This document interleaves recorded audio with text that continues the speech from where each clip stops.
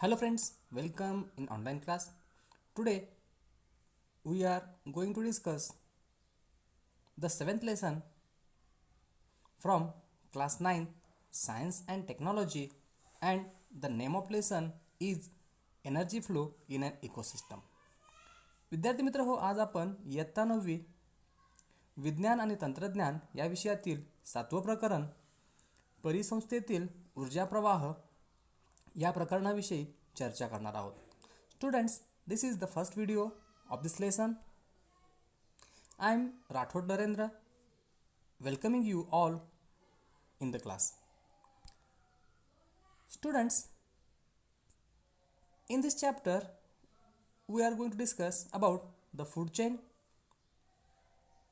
food web, the energy pyramid, biogeochemical cycle, carbon cycle, oxygen cycle and nitrogen cycle. Before starting the lesson, few questions are asked here for remind what we have learned in a previous class. विद्यार्थी मित्र हो, या ठिकाणी बघा एक प्रश्न विचारलेला आहे. तो प्रश्न आहे, what is mean by ecosystem. परिसंस्था म्हणजे काय.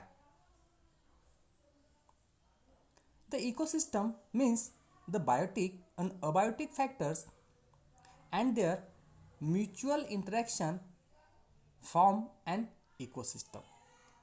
आपल्या परिसरातील जे जैविक घटक आणि अजैविक घटक आहेत आणि त्यामध्ये असलेलं जे आंतरक्रिया आहे, या आंतरक्रियेमुळे काय तयार होते, परिसंस्था तयार होते. पुढचा प्रश्न विचारलेला आहे, which are the different types of ecosystem. इकोसिस्टमचे प्रकार कुठले कुठले आहेत. Basically there are two types of ecosystem, that are aquatic ecosystem and terrestrial ecosystem. Next one question is asked here, how do interaction takes place between biotic and abiotic factors of an ecosystem. हे जे जैविक आणि अजैविक घटक आहेत यांच्यामध्ये interaction कशा प्रकारे होते हे आपण मागच्या वर्गामध्ये शिकलेलो आहोत. Now we are going to start the energy flow in an ecosystem. परिसंस्थेतील ऊर्जा प्रवाह.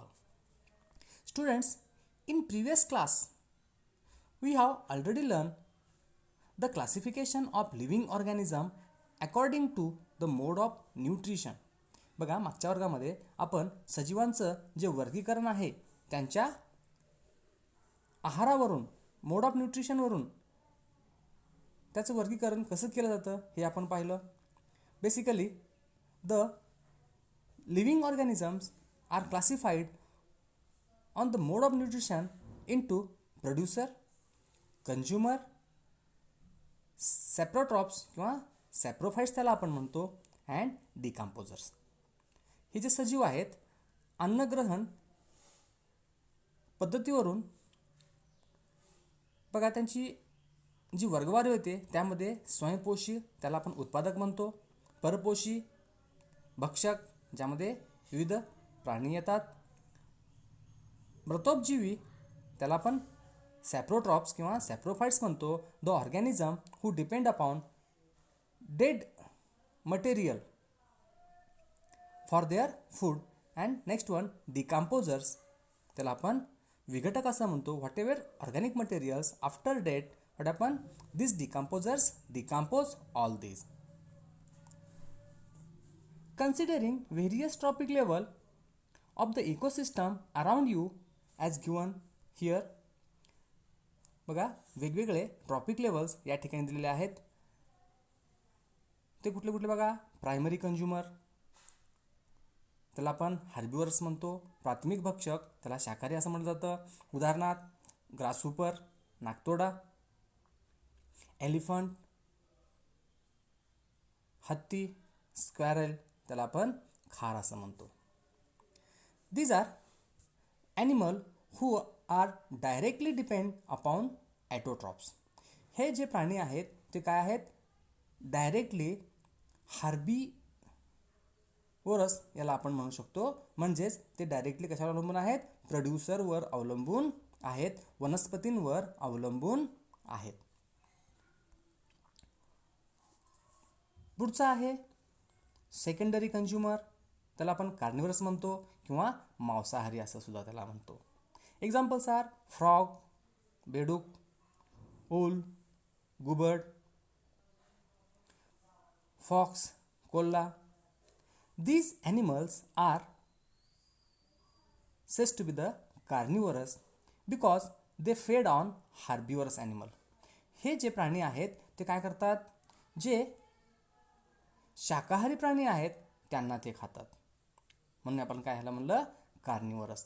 These consumers use herbivores as their food. पुढचा लेवल आहे ऑमनिवोरस. त्याला आपण उभयहारी किंवा मिश्राहारी असं म्हणतो. एक्झाम्पल्स ह्युमन, मानव, बियर, अस्वल. These organisms feed on herbivores, carnivores and producers. ह्या जे ऑर्गॅनिझम्स आहेत ते काय करतात? शाकाहारी, त्याचबरोबर मांसाहारी प्राण्यांचा, त्याचबरोबर वनस्पतीचा अन्न म्हणून हे वापर करतात. In simple what you say, omnivorous use herbivores, carnivores as well as producer as a food. Next one level, that is apex or top level consumers. These are also called carnivores. Examples tiger, lion. याला आपण काय म्हणतो? सर्वोच्च भक्षक. उदाहरण आहेत वाघ, सिंह. मग हे काय करतात? Use herbivorous and carnivorous as their food. हे अपेक्स कंझ्युमर जे आहेत, जे सर्वोच्च भक्षक आहेत, ते काय करतात? शाकाहारी त्याचबरोबर मांसाहारी प्राण्यांना आपलं भक्ष्य म्हणून ते काय करतात? वापर करतात. And no other animals fed on top consumers. इतर प्राणी या प्राण्यांना खात नाहीत. Now we are going to discuss about the food chain. त्याला आपण म्हणतो अन्न साखळी.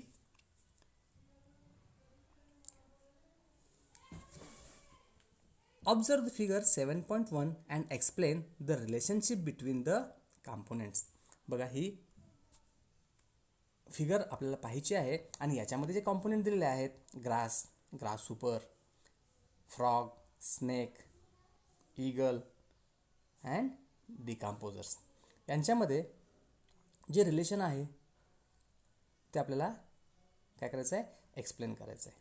सन, सूर्य gives energy to plant and that energy is used and stored by the plant, and the energy stored by the plant is consumed by grasshopper and fulfill his need of energy, and grasshopper is eaten by frog, frog is eaten by snake, and snake is eaten by eagle, and when eagle is dead it decomposes by the decomposers, and afterward this decomposed manure is used by plant again.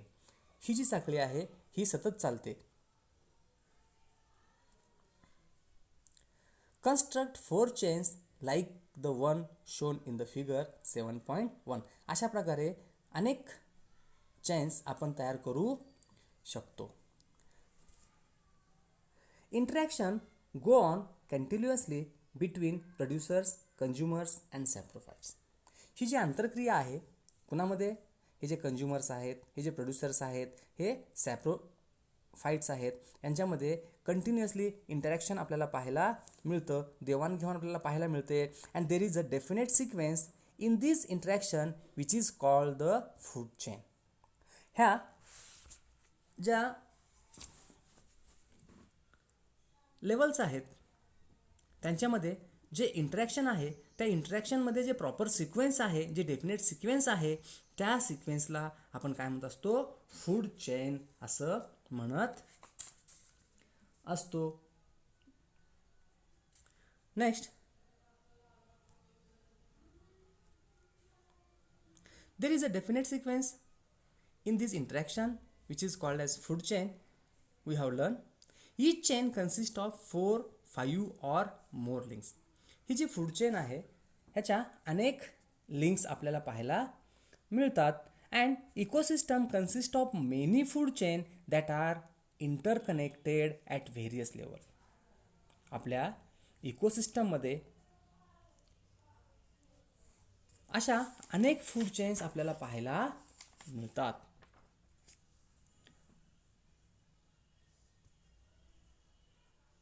Thus, a food web is formed. In simple, what we say? Many food chain combine together and form a food web असं आपण त्याला म्हणतो. तर food chain म्हणजे काय? What is food chain? the linkages of organism within an ecosystem with respect to eating and being eaten is called as food chain. And then what is food web? The interact network of intervening of food chain with one another is called food web. ह्या झाल्या आपल्या दोन व्याख्या. हे बघा, explain the food chain of various ecosystem which you have studied last year. गेल्या वर्षी जी आपण फूड चेन पाहिलेली आहे ती आपल्याला एक्सप्लेन या ठिकाणी करायची आहे. आपण पाहतोय food web and organism may be the prey for many other organism. बघा, एक जीव हा अनेक जीवांचा भक्ष्य असू शकतो. For example, and insects feed upon the leaves of various plant. एक कीटक अनेक वनस्पतींची पानं खातो, परंतु तो एकच कीटक जो आहे but the same insect is an a prey for different animals like frog, wall lizard, birds. एक कीटक वनस्पती खातो, परंतु त्या कीटकाला अनेक प्राणी खाऊ शकतात. ते अनेक प्राण्यांचं खाद्य होऊ शकतं. Example frog, wall lizard, birds. And if this is to be shown in the figure, it will be form an intricate web instead of linear food chain. काय होतं बघा या ठिकाणी? या ठिकाणी जर एखाद्या आकृतीने दाखवायचे म्हटले तर काय होतं? ही जी आकृती आहे, अन्नसाखळी जी आहे ती काय तयार होते? गुंतागुंतीची तयार होते. काय होते? अनेक शाखा असलेले जाळे या ठिकाणी तयार होते. त्यालाच आपण काय म्हणतो? अन्न जाळे, फूड वेब असं आपण त्याला म्हणतो. Such an intricate network called a food web and generally food web are found everywhere in the nature. निसर्गामध्ये प्रत्येक ठिकाणी आपल्याला ही फूड वेब पाहायला मिळते. Make a list of various consumers of the ecosystem around you and classify them according to mode of nutrition. असे अनेक consumers यांची आपण यादी करायची आहे जे आपल्या परिसरामध्ये सापडतील आणि त्यांच्या मोड ऑफ न्यूट्रिशनप्रमाणे त्यांचं आपल्याला काय करायचं आहे? क्लासिफाय करायचं आहे, त्याचं आपल्याला वर्गीकरण करायचं आहे. First is the number of consumers in a food web are fixed. आपल्या फूड वेबमध्ये नंबर ऑफ कंझ्युमर्स हे फिक्स आहेत का? No. In a food web the number of consumers are not fixed. Next question, what will be the effect on an ecosystem in lonely one type of organism in the form of food for several different consumers in the ecosystem. एकच प्रकारचं खाद्य अनेक प्रकारच्या भक्ष्यांना जर असेल तर काय होईल? तर या ठिकाणी जी इकोसिस्टम आहे ती डिस्टर्ब होईल. जे फूड आहे ते सर्वांना लागणार आहे आणि ते एकच आहे, त्यामुळे अमाऊंट ऑफ फूड कमी होईल आणि अमाऊंट ऑफ फूड कमी झाल्यामुळे जे कंझ्युमर्स आहेत ते सुद्धा कमी होतील because of scarcity of the food. Why is balance of equilibrium necessary in a food web. ह्या फूड वेबमध्ये काय पाहिजे? बॅलन्स का आवश्यक आहे? संतुलन का आवश्यक आहे, तर प्रत्येक सजीवांना व्यवस्थित जगण्यासाठी to stay alive all type of organism in a proper sequence the balance in a ecosystem is necessary. Here picture of various organisms are given here in a figure number 7.2. Construct a food web from those picture. ह्या पिक्चरचा वापर करून आपण काय करणार आहोत, वेगवेगळ्या food waves आपण. Okay friends, we may stop here. Thank you for watching the video. If you like the video, please share and subscribe. Thank you.